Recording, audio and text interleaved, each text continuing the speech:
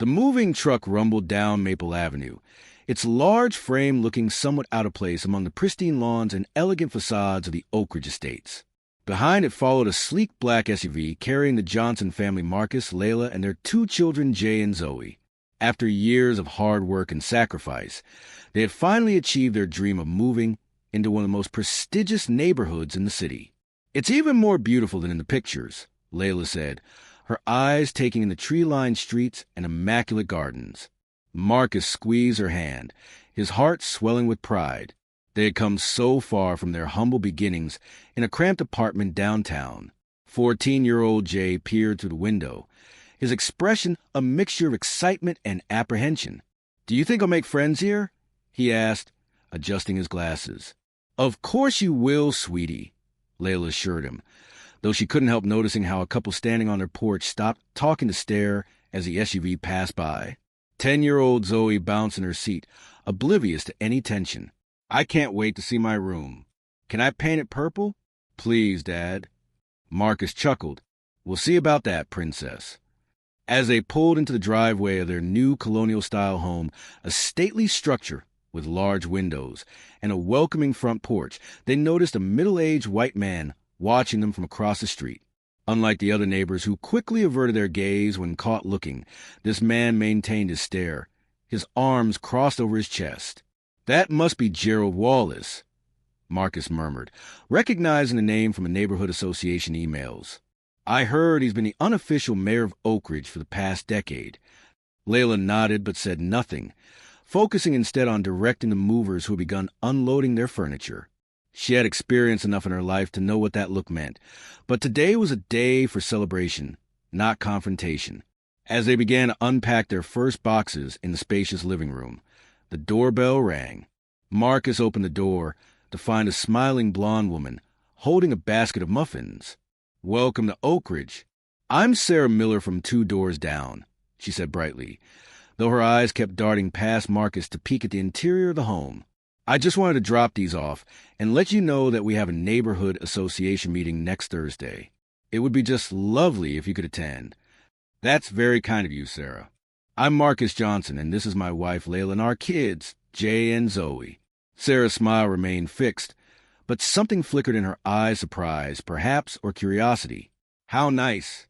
The Pattersons lived here before you. They were with Oakridge Realty. What do you do, if you don't mind my asking?" Before Marcus could answer, Gerald Wallace appeared behind Sarah, his imposing frame casting a shadow across the porch.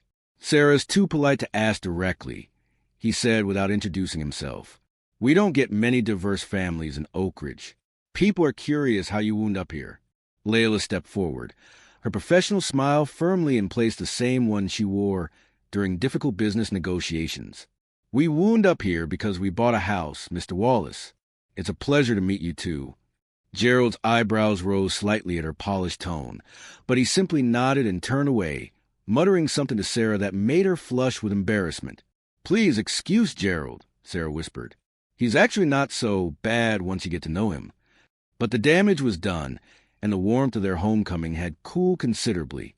Later that night, after the kids had gone to bed, Marcus found Layla sitting on their new back porch, staring at the stars. "It was bound to happen," she said softly. "We knew what we were signing up for." Marcus sat beside her, taking her hand. "This is our home now, Layla. We've earned it. TechFusion has taken off beyond our wildest dreams, and soon enough, they'll see us for who we are, not what we look like." Layla smiled, remembering how they had built their technology company from scratch, working late nights at their kitchen table after putting the kids to bed. What had started as a small startup developing accessibility software had grown into one of the most innovative firms in the industry, but they had kept a low profile, focusing on their work rather than publicity. "You're right," she said. "Let's give it time. This is just the beginning." As the Johnsons settled into their new home, their children faced their own challenges. Jay, a brilliant but shy teenager, started at Oakridge Academy, where most of his classmates had known each other since kindergarten. Despite his efforts to fit in, he often found himself eating lunch alone or being the last one picked for group projects. Meanwhile, Zoe's natural exuberance helped her make friends more easily at the elementary school, though she sometimes came home confused by questions like, "Why is your hair so puffy?" or "Where are you really from?" Marcus and Layla did their best to prepare their children for these moments, while encouraging them to take pride in their heritage. Both parents had excelled in the tech industry despite numerous obstacles. Marcus as a software engineer and Layla as a UX designer before launching TechFusion. Their company specialized in developing innovative accessibility technology that helped people with disabilities navigate the digital world more easily. What had started in their garage had grown into a company with over 50 employees, though they maintain a relatively low public profile, preferring to let their work speak for itself. Gerald Wallace, meanwhile, seemed to make it his personal mission to remind the Johnsons that they were outsiders. He would pointedly check his security cameras whenever Jay walked past his house, question Marcus about the landscaping regulations when he worked in the yard, and once even called a neighborhood association meeting to discuss maintaining property values shortly after the Johnsons had installed a basketball hoop in their driveway. One Saturday morning, as Marcus washed his car in the driveway, Gerald approached, clipboard in hand. "Morning, Johnson," he said curtly. "I'm collecting donations for the Neighborhood Security Fund. Most residents contribute about $500 annually." Marcus paused, water dripping from the sponge in his hand. "I wasn't aware of any security fund. It wasn't mentioned in the association materials." Gerald's smile was thin. "It's more of a tradition, given the changing neighborhood dynamics. Many residents feel it's important to maintain extra security measures." The implication wasn't lost on Marcus. "I see. Well, I'll discuss it with Layla and get back to you." Gerald lingered, his eyes sweeping over Marcus's modest Honda. "That's your everyday car, huh? Most folks around here drive something a bit more substantial." "It gets me where I need to go," Marcus replied evenly. "Right," Gerald nodded. "And what is it you do again? I don't believe you mentioned." "I'm in tech," Marcus said simply, returning to washing his car. "Tech," Gerald repeated with a hint of disbelief. "Interesting. Well, I'll expect your contribution by next week." As Gerald walked away, Layla appeared in the doorway, having overheard the exchange. "That man," she sighed. "He's not worth our energy," Marcus replied, though the tension in his shoulders betrayed his frustration. What Gerald and many of the neighbors didn't know was that Marcus and Layla had deliberately chosen to maintain a low profile. Their company, TechFusion, was on the verge of releasing revolutionary software that could translate sign language into spoken text in real time, and innovation that would change millions of lives. Years of research, development, and personal investment had gone into the project, which was finally ready for public announcement. Despite Gerald's constant attempt to make them feel unwelcome, the Johnsons gradually formed connections with other neighbors. Sarah Miller's initial awkwardness gave way to genuine friendship, especially after her son Tyler became friends with Jay when they discovered a shared passion for robotics. The Patels next door invited them over for dinner, and slowly, a small circle of allies formed around the family. But Gerald's influence ran deep in Oakridge. At neighborhood gatherings, the Johnsons often found themselves isolated, with whispered conversations stopping abruptly when they approached. Jay came home from school one day visibly upset after overhearing a classmate say that his family must be dealing drugs to afford their house, an idea that had apparently originated with Gerald's teenage son. These incidents wore on the family, but they remained focused on their goals. In their home office, Marcus and Layla worked tirelessly on the final preparations for their product launch, while encouraging their children to excel despite the challenges they faced. "Remember what Grandma always says," Layla told Jay after a particularly difficult day at school. "Excellence is the best response to prejudice." Jay nodded, understanding but still hurt. "But why do we have to be excellent just to be treated normally?" Layla had no perfect answer, only a hug and the promise that things would get better. And privately, she and Marcus agreed that when the time came to reveal TechFusion's breakthrough to the world, they would do so with their heads held high right here in Oakridge.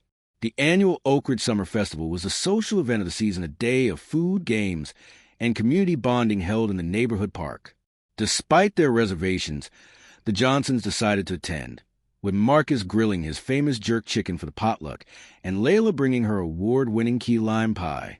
As they set up their contribution on the long communal table, the reactions were mixed. Some neighbors approached with genuine curiosity about the aromatic chicken, while others gave it a wide berth, sticking to more familiar dishes. Gerald Wallace arrived fashionably late, making his rounds like a politician campaigning for votes. When he reached the Johnsons, his smile didn't reach his eyes. "Ah, the Johnsons. Decided to bring some ethnic food, I see. It's jerk chicken, Mr. Wallace," Marcus replied calmly. "A family recipe. Please try some." Gerald's gaze flicked to the dish and back to Marcus. "Maybe later. Right now. I need to discuss something with you." He pulled Marcus aside, lowering his voice but still loud enough for nearby neighbors to hear. "Several residents have expressed concern about your gatherings." Marcus frowned. "Gatherings? The group of young men who were at your house last weekend," Gerald said pointedly. There were complaints about noise and concerns about who these individuals were. Marcus felt his patience wearing thin.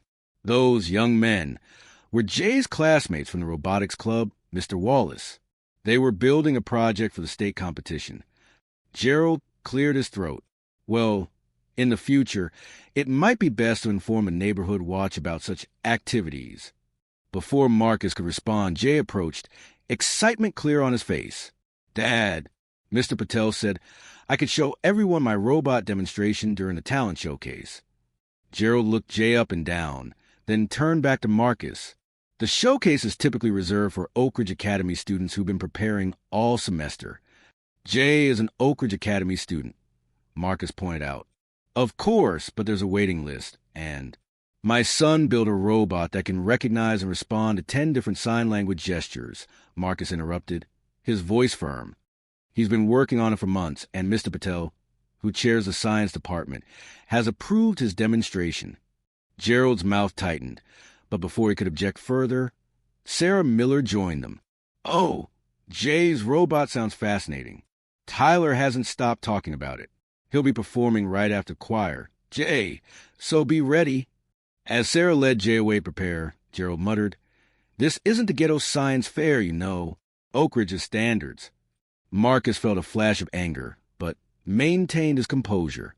"My son has earned his place here, Mr. Wallace, just like our family."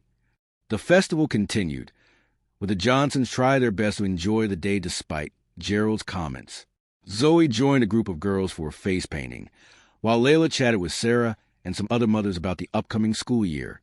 During the talent showcase, Jay's demonstration went remarkably well.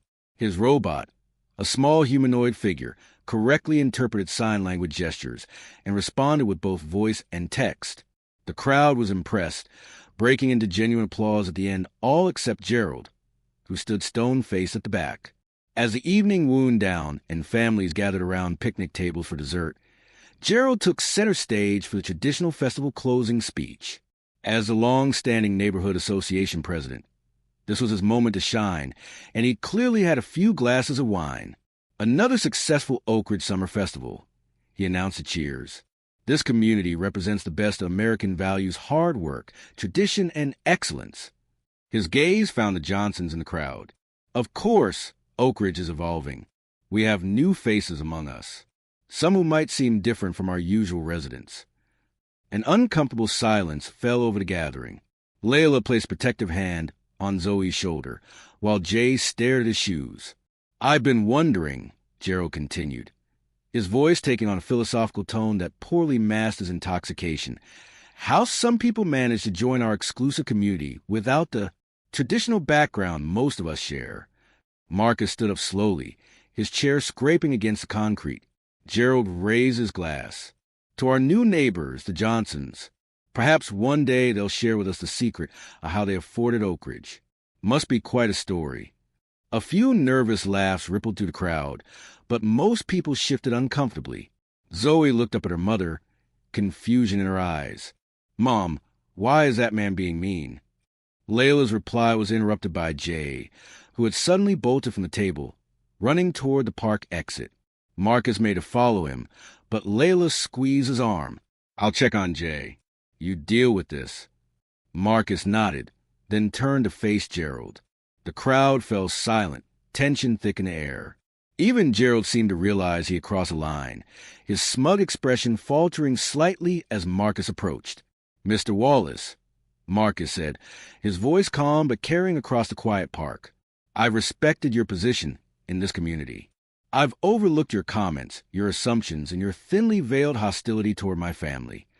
Gerald started to speak, but Marcus continued. "My children heard you tonight. They heard you question our right to be here in a home we purchased legally, in a neighborhood we researched carefully, in a community we hope would welcome us." Marcus looked around at the watching faces. "For those who are curious about how we afforded Oakridge, the answer is simple. The same way most of you did. Hard work, dedication, and success in our chosen field." He turned back to Gerald. "What's different isn't our bank account, Mr. Wallace. It's the color of our skin. And if that's a problem for you, then I suggest you look inward to find out why." With that, Marcus walked away to find his family, leaving Gerald speechless and the crowd murmuring.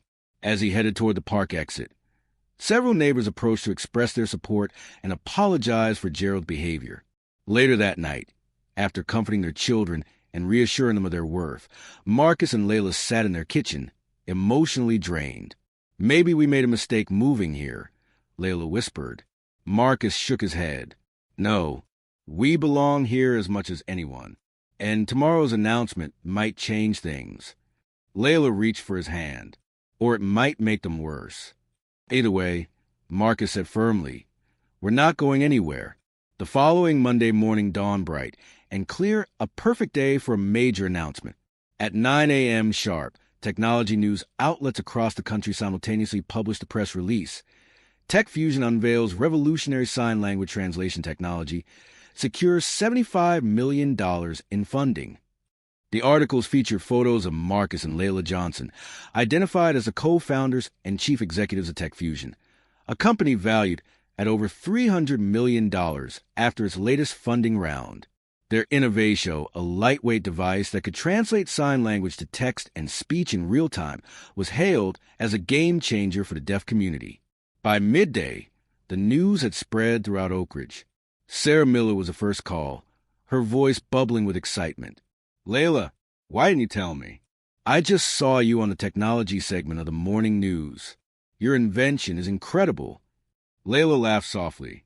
"We've been under strict confidentiality agreements until the funding was finalized. Besides, we prefer to let our work speak for itself." "Well, it's speaking volumes now," Sarah replied. "Listen, I'm so sorry about what happened at the festival.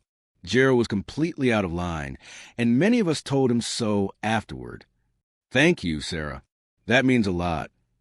Throughout the day, more calls and even a few tentative knocks on the door followed, as neighbors suddenly discovered a newfound interest in getting to know the Johnsons. Layla handled these interactions graciously, while Marcus prepared for a series of interviews with tech journalists. Jay returned from school with a bemused expression. "Everyone wanted to sit with me at lunch today," he told his parents. "And Mr. Reynolds asked if you consider speaking at Career Day." "What did you tell them?" Marcus asked. Jay shrugged. "I said we've been the same people all along. They just weren't paying attention." Marcus and Layla exchanged proud glances. Their son was learning valuable lessons about character and integrity that no school could teach. As evening approached, Marcus noticed Gerald Wallace standing at the edge of their property, seemingly gathering the courage to approach. After a moment's hesitation, Marcus decided to make it easier for him and walked outside. "Good evening, Mr. Wallace," he said evenly. Gerald cleared his throat. "Johnson Marcus, I saw the news today. I imagine most people did." Gerald shifted uncomfortably. "I owe you and your family an apology. My behavior at the festival was inappropriate." Marcus said nothing, waiting. "The truth is," Gerald continued, his voice lower, "when you move in, I made assumptions based on prejudices I didn't even realize I still carried. Those prejudices hurt my children," Marcus said simply. Gerald flinched.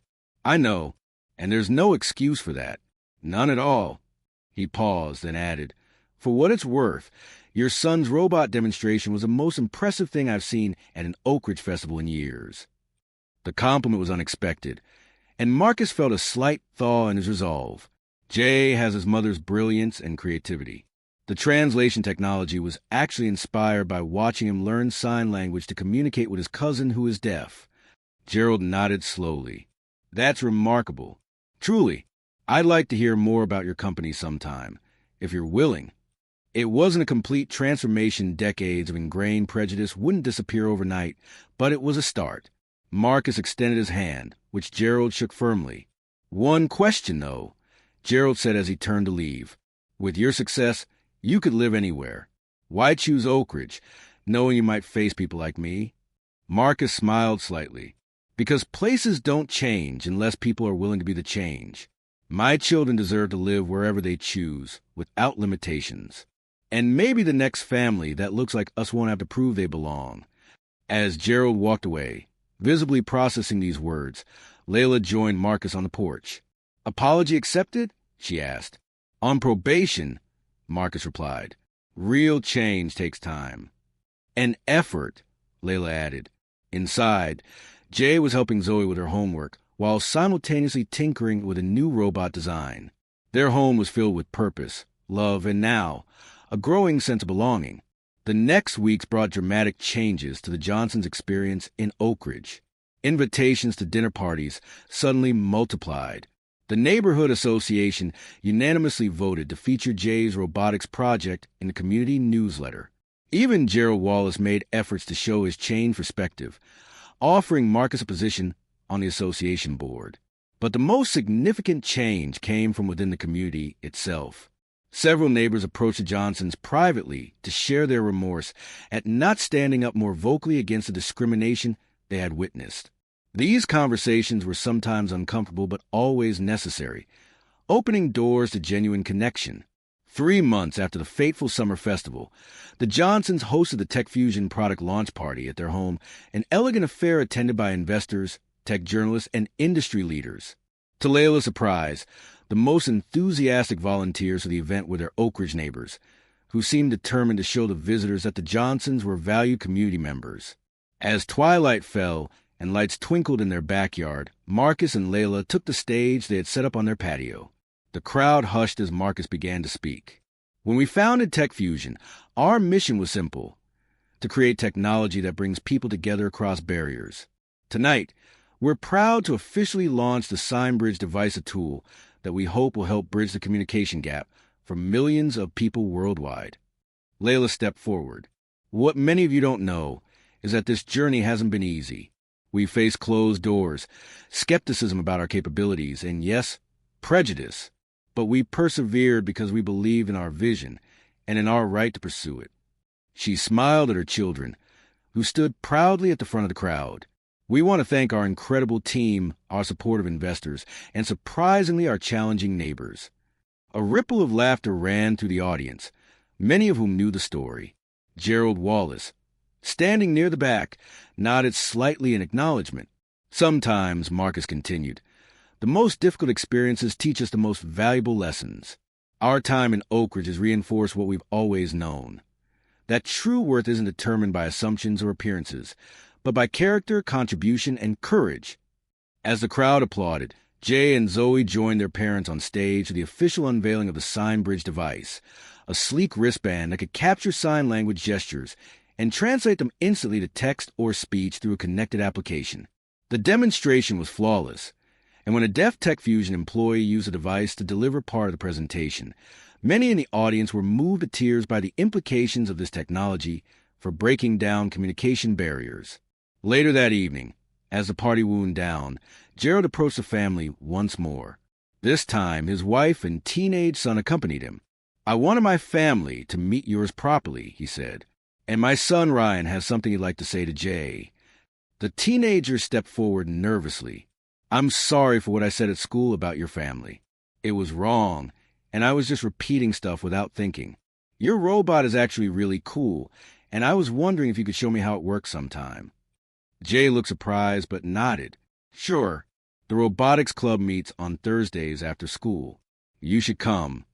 Gerald's wife extended an envelope to Layla. We'd be honored if your family would join us for Thanksgiving next month. No pressure, but the invitation is open. As the Wallaces walked away, Zoe tugged on her father's sleeve. "Does this mean they're not racist anymore, Dad?" Marcus knelt down to her level. "Changing deeply held beliefs is complicated, sweetie. What matters is that they're trying to learn and grow. That's all any of us can do." In the weeks that followed, the Johnson story spread beyond Oakridge, featured in several profiles about diversity in tech entrepreneurship. They used the platform to speak candidly about their experiences and the importance of creating inclusive communities in every sector of society. TechFusion continued to thrive, with their SignBridge technology winning multiple innovation awards. Jay's robotics team, now including Ryan Wallace, qualified for the national championships. And slowly, the demographics of Oakridge began to shift as more diverse families moved in, drawn by stories of community learning to embrace change. 1 year after moving to Oakridge, the Johnsons hosted a housewarming party, the celebration they had postponed during their difficult early days in the neighborhood. As Marcus surveyed the diverse group of neighbors, colleagues, and friends mingling in their backyard, he felt a sense of accomplishment that went beyond business success. Gerald Wallace approached, 2 glasses of lemonade in hand, offering one to Marcus. He said quietly, "Your family has changed this neighborhood for the better." Marcus accepted the drink. "Change was already coming, Gerald. We just helped speed it along." "Well," Gerald replied, "I'm grateful for the wake-up call, though I wish it hadn't come at your family's expense." They stood in companionable silence for a moment, watching as Zoe taught a group of neighborhood children a dance routine, while Jay and Ryan demonstrated a small drone they had built together. "You know," Gerald said thoughtfully, "my grandfather used to say that a man's wealth is measured by the strength of his community. By that standard, I think we're all richer for having you here." Marcus smiled, recognizing the genuine sentiment behind the words. "To community, then," he said, raising his glass. "To community," Gerald echoed, "and to seeing people for who they truly are." As the sun set on another day in Oakridge, the Johnson family gathered on their front porch, a simple tradition they had started in their new home. Jay was sketching design for his next invention, while Zoe practiced sign language with Layla. Marcus sat quietly, watching his family with pride. Sarah Miller waved from across the street as she walked her dog, and the Patel's children rode their bikes along the sidewalk. Gerald Wallace was washing his car, pausing to give a respectful nod as he caught Marcus's eye. "I got an A on my essay today," Zoe announced suddenly. "It was about what I want to be when I grow up." "That's wonderful, sweetie," Layla said. "What did you write about?" Zoe beamed. "I wrote that I want to be like you and Dad, someone who doesn't let other people decide what I can do or where I belong." Marcus felt his heart swell. "That's the most important lesson we could ever teach you." Jay looked up from his sketching. "Do you think things would have been different if they had known about TechFusion from the beginning?" "Probably," Marcus admitted. "But then we wouldn't have learned who was genuinely willing to know us versus who only valued us for what we've achieved." Layla nodded. "Success doesn't change who you are. It reveals who you've always been. And the same is true for how people treat you in difficult times." As the stars began to appear in the darkening sky, the Johnsons reflected on their journey, the painful moments that had tested their resolve and the triumphant ones that had validated their perseverance. They had not only secured their place in Oakridge, but had transformed it, creating space for others to follow. Their story was not perfect, nor was their neighborhood suddenly free from all prejudice. But they had demonstrated something powerful, that excellence, dignity, and forgiveness could build bridges that even the strongest biases couldn't permanently destroy. And in a world where assumptions often clouded judgment, that was a technology worth sharing. Thank you for watching our story today about prejudice, perseverance, and personal growth. If you found value in the Johnsons' journey, please hit that like button and subscribe to our channel for more inspirational content. Have you ever experienced or witnessed prejudice that was later overcome? Share your stories in the comments below. Your experiences might help someone else navigating similar challenges.